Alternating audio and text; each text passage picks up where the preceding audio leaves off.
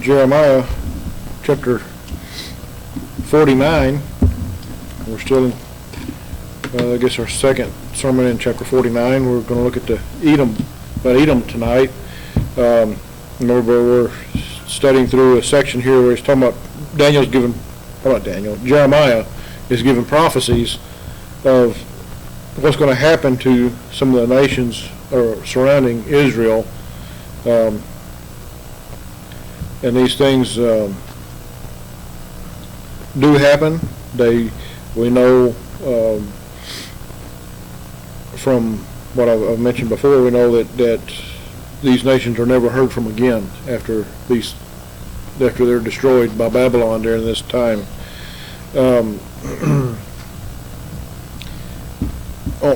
Concerning Edom, and that's how he starts off verse 7, is concerning Edom. He says, "Thus saith the Lord of hosts, is wisdom no more in Teman? Is counsel perished from the prudent? Is their wisdom vanished?" Our map,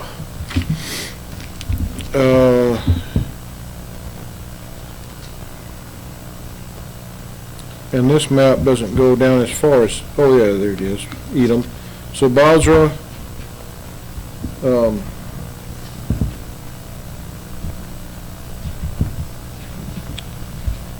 is one of the cities on the map. Timar, or Teman, I don't know if that's Teman on there. The one I've got is kind of faded. The one in the back of my Bible is a better map. Let me look at that. So no, that's not Teman. Okay, so Basra, and then further south is Teman, and it's not on the map that we've got. But in the back of my Bible, it's got a map. It shows a little further south, and so in the two main cities in Edom, anyway, were Basra and Teman. And so he mentions Teman here. He'll mention Basra later in this study. We'll be going from verse 7 through verse 22 tonight. And we'll look, there's not as much information on the nations mentioned in the rest of the chapter, so we may try to cover all. There's three more. We may try to cover them all three next time, so we'll look at that later. But for Edom, if you would turn over to Genesis chapter 36.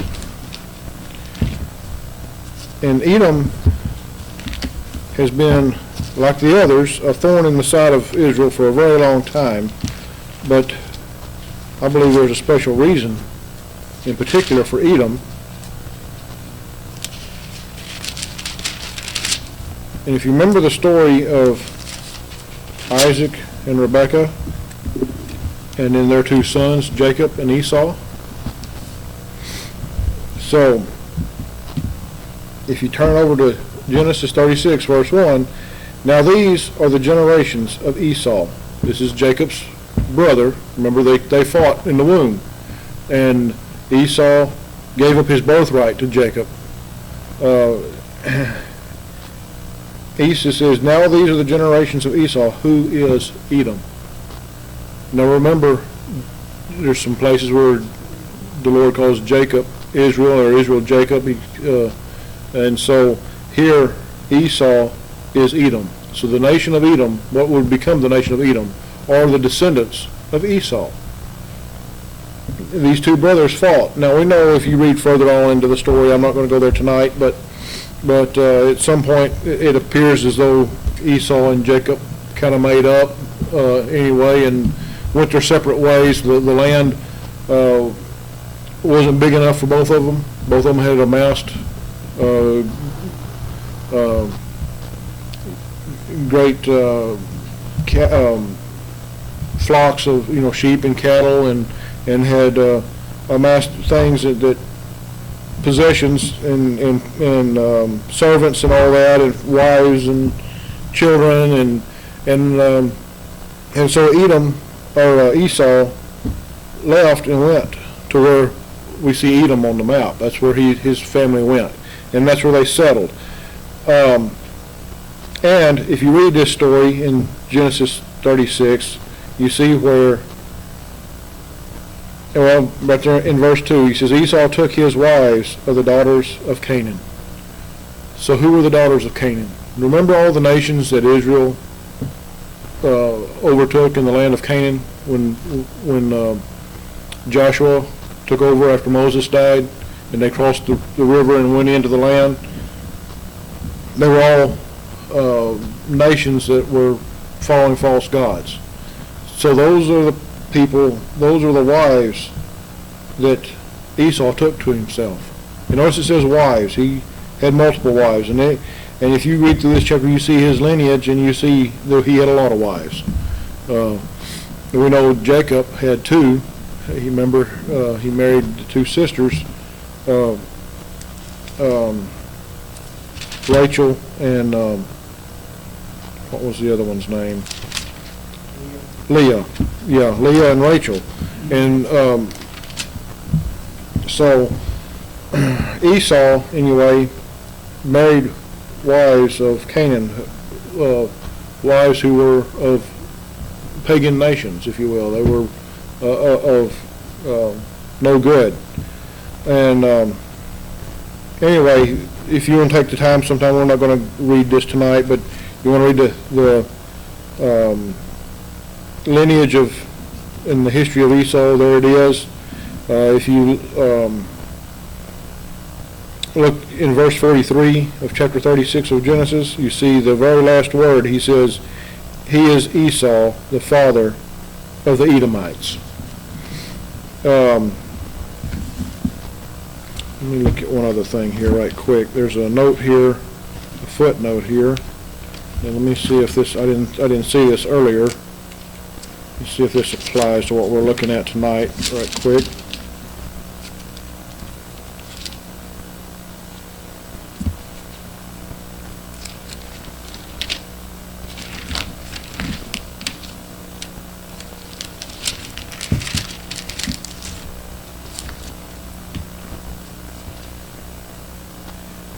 Okay, if you look in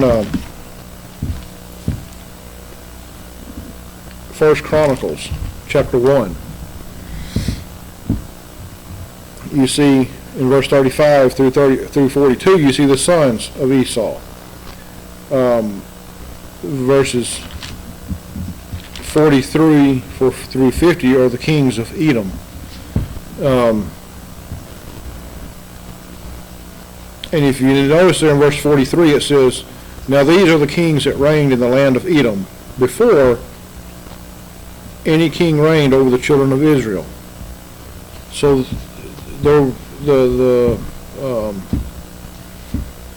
kings of Edom, there were kings in Edom before Israel had a king.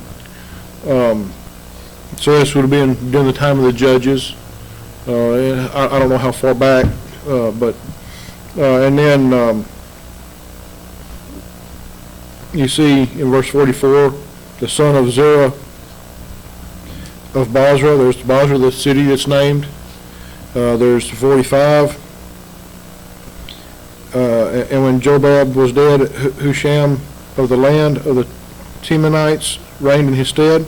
So there's the city of Teman is mentioned.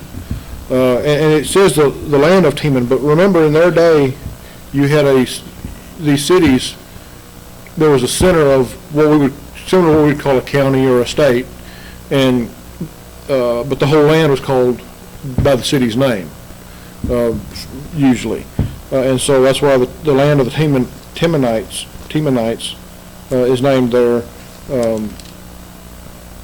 and it was actually the surrounding area of the city of Teman. It's mentioned in Jeremiah. So let's turn back to Jeremiah.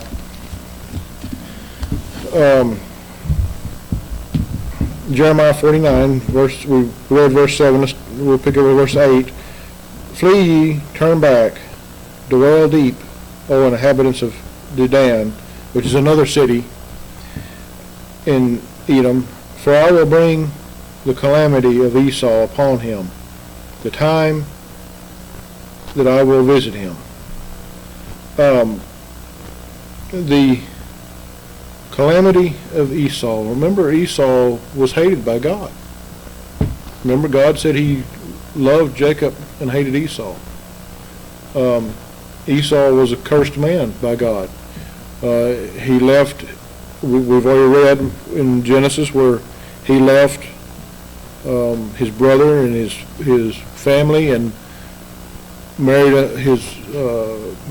women who were of the pagan nations of Canaan. They would have led him astray. If he was ever a godly man at all, they would have led him astray, which they did. And you go back and you can read that they were worshipers of false gods. And so this calamity of Esau is upon him, talking about the nation of Edom itself. So they're going to suffer because of their ancestry, basically. And he says, the time that I will visit him. The I there is the Lord.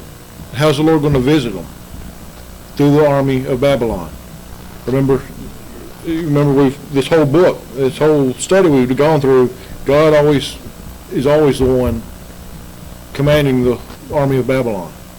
He's the one who directs the king of Babylon to do what he does. And he's going to do the same thing here with Edom. He's going to direct the king of Babylon to go in and destroy Edom.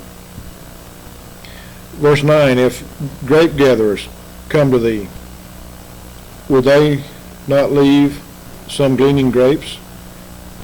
If thieves by night, they will destroy till they have enough.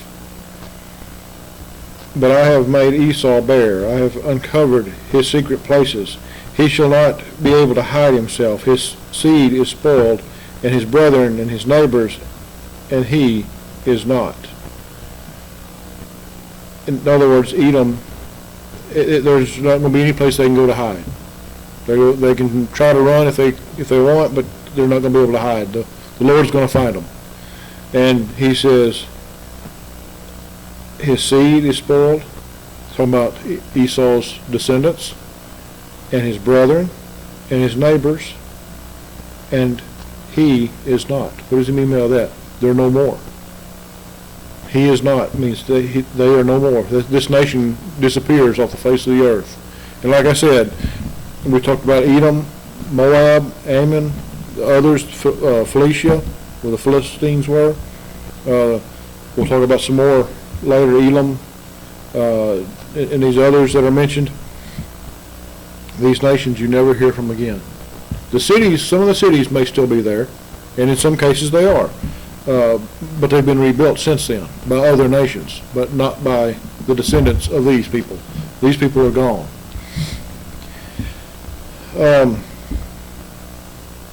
Verse 11, leave thy fatherless children. I will preserve them alive, and let thy widows trust in me. So remember the other two nations, well, not the other two, the other three really, the Philistines, the Moabites, the Ammonites. The Lord, in every case, the adults basically were going to run and leave their children behind. They weren't going to carry anything with them. That the army of Babylon was so great and so fierce and so scary that they left their children behind. They ran for their lives. And the widows, he says, the widows trust in me. Why? Well, they're not going to take the widows with them, are they? But this extra baggage, if you will. If you're trying to run and flee an invading army, you're not going to have time to stop and take grandma with you, in other words. And the children, the fatherless children, it says, the orphans, they're going to be the same way. They're going to be left behind. For thus saith the Lord, behold, they whose judgment was not to drink of the cup have assuredly drunken, and art thou he that shall altogether go unpunished? Thou shalt not go unpunished. but thou shalt surely drink of it. Now, turn back to Jeremiah chapter 25. And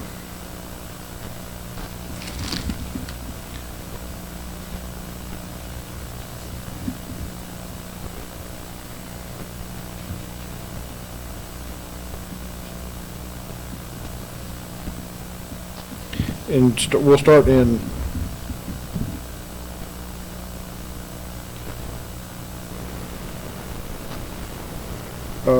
let's start with verse 14. For many nations and great kings shall serve themselves of them also, and I will recompense them according to their deeds and according to the works of their own hands. For thus saith the Lord of Israel unto me, take the wine cup of this fury at my hand, and cause all the nations to whom I send thee to drink it. And they shall drink and be moved and be mad because of the sword that I will send among them. Then took I the cup at the Lord's hand, and made all the nations to drink unto whom the Lord had sent me, to wit Jerusalem, and the cities of Judah, and the kings thereof, and the princes thereof, to make them a desolation, and astonishment, and hissing, and a curse, as it is this day. Pharaoh king of Egypt, and his servants, and his princes, and all his people, and all the mingled people, and all the kings of the land of Uz, and all the kings of the land of the Philistines, and Ashkelon, and Azariah, and Ekron, and the remnant of Ashdod, Edom, and Moab, and the children of Ammon, and all the kings of Tyrus, and all the kings of Zidon, and the kings of the isles which are beyond the sea, Dedan, and Tema, and Buz, and all that are in the utmost corners, and all the kings of Arabia, and all the kings of the mingled people that dwell in the desert, and all the kings of Zimri, and all the kings of Elam, and all the kings of the Medes, and all the kings of the north, far and near, one with another, and all the kingdoms of the world which are upon the face of the earth, and the king of Sheshach shall drink after them. Therefore thou shalt say unto them, thus saith the Lord of hosts, the God of Israel, drink ye, and be drunken, and spew, and fall, and rise no more, because of the sword which I will send among you. And we'll stop there. But you see, the Lord already prophesied and gave the prophecy to Jeremiah that all these nations were going to fall at the hand of the sword. And that's what we're going through now. And that's why he mentions here in verse 12, behold, they whose judgment was not to drink of the cup have assuredly drunken. If they hadn't have drunk from the cup, they would have been safe. But they did anyway. And, of course, we know that this was the Lord's plan. And he says in verse 13, for I have sworn by myself, saith the Lord, that Bozrah shall become a desolation, a reproach, a waste, and a curse, and all the cities thereof shall be perpetual waste. And Bozrah is, if I'm understanding correctly, is the capital, or was the capital of Edom. And it's going to be destroyed and wiped off the face of the earth. Just like the others we've talked about. Remember we talked about the capital of Moab and the capital of Ammon and of the Philistines, Philistia, the capitals there. The Lord destroyed them. Egypt was destroyed also. All by the hand of God at the hands of the Babylonian and Chaldean armies. And in verse 14, I have heard a rumor from the Lord, and an ambassador is sent unto the heathen, saying, gather ye together, and come against her, and rise up to the battle. For lo, I will make thee small among the heathen, and despised among men. Thy terribleness hath deceived thee, and the pride of thine heart. O thou that dwellest in the cliffs of the rock, that holdest the height of the hill, though thou shouldest make thy nest as high as the eagle, I will bring thee down from thence, saith the Lord. It doesn't matter, you know, in a normal battle, and especially in their day, if you had the high ground, most of the time you were going to win the battle. You take an army that has to fight uphill, and it's more difficult to fight uphill than it is to defend the hill you're on. And that's what he's talking about here. It doesn't matter. They can build their they can build their fortress. He says their nest as high as the eagles. They can build it up in the mountains if they want. They're still going to fall. Also, verse 17, also Edom shall be a desolation. Everyone that goeth by it shall be astonished, and shall hiss at all the plagues thereof. Remember, we talked about this, we've talked about this before, the King's Highway, as it was called. It was the main trade route that went through the middle of all these nations that we've been talking about. The King's Highway was the main trade route coming from the Far East, going through these countries. And so when this destruction takes place, and remember the way things happened back then with these caravans, trade caravans, it might be several years before a caravan makes it through an area again. You know, they go through, they sell their wares, and they go back to the Far East and to get more. It might be several years before they come back. So when they come back, and all these cities are destroyed, they don't have a clue what's happened. Other than maybe if they've heard from couriers, and they did have couriers in that day, there would be men who would run messages and let people know. You know, they didn't have Facebook back then, or email. You know, or telephones. You know, they did it on foot, and so they might have gotten the word that way, but they really wouldn't have got the gist of it until they saw it for themselves. And being on the main trade route, they would have, at least for a time or two, they would have tried to go back through there again and see the desolation. And that's what he's describing here, that they were going to be astonished. Everyone that goeth by it shall be astonished because of the destruction in Edom. And remember, it's not just Edom, it's all these nations on that side of the Jordan River were destroyed.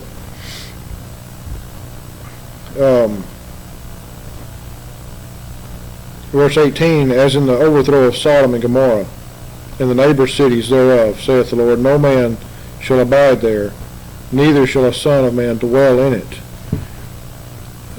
The destruction is so bad, there's nothing left.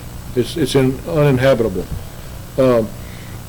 We've talked much about Israel and how it was, how after Babylon destroyed things in Israel and Judah, it was no longer the land of milk and honey.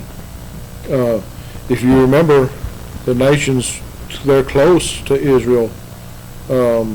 If you look at this map, you can see there's rivers there. It was a fertile place at one time.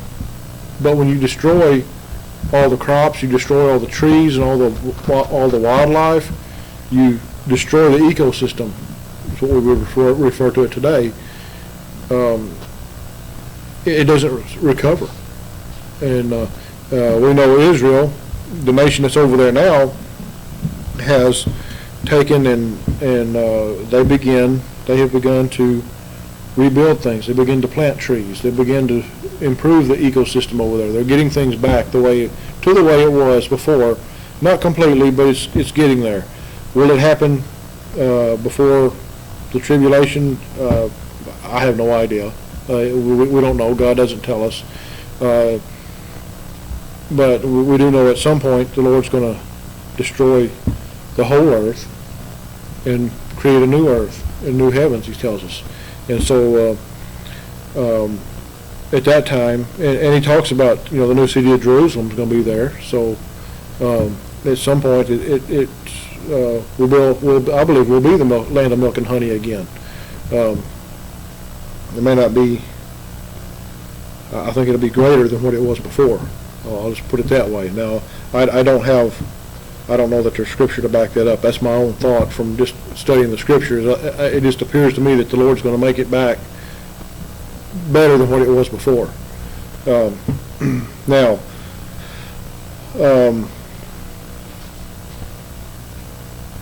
verse 19, behold, he shall come up like a lion from the swelling of Jordan against the habitation of the strong.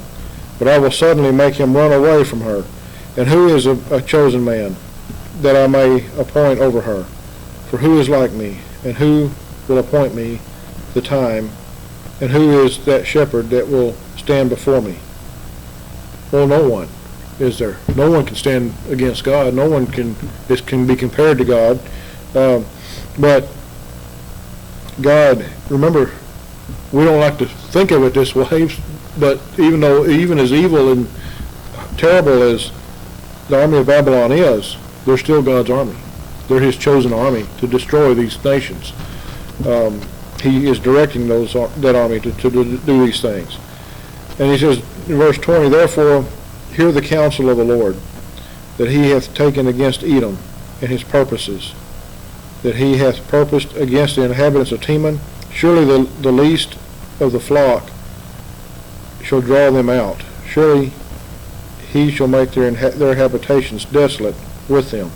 What was the purpose, when we've talked about this before, what was the purpose or purposes of God destroying these nations? Because they led Israel astray. Because they were the ones that introduced false gods to the people of Israel. Now, the people of Israel have responsibility in that too. They were commanded not to follow those nations, and they did it anyway. Verse 21, the earth is moved at the noise of their fall, at the cry, the noise thereof was heard in the Red Sea. Behold, he shall come up and fly as the eagle, and spread his wings over Basra, and at that day shall the heart of the mighty men of Edom be as the heart of a woman in her pains. The mighty men of Edom, their mightiest warriors, are not going to be able to withstand this battle.